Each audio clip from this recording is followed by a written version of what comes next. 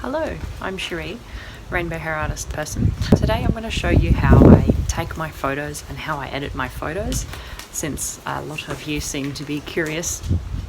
So before I show you how I edit my photos, I wanted to show you how I actually take my photos, because that has a lot to do with it as well. So you may have seen on my Instagram page my fluffy throw that I like to throw over my clients and my backboard that I always use to get that white background. The reason that I did this is just because I don't have a salon. I'm a mobile hairdresser. I don't work from a salon, so I don't have anywhere that's consistent that I can take my photos. But I want my Instagram to look consistent, you know what I mean? So when I go along to someone's house, I just take this in my car, and I can create that same consistency wherever I go. So here's how I do it, guys. Step 1, you will need a board. I got this from my local hardware for $6. You will get the client to hold the board.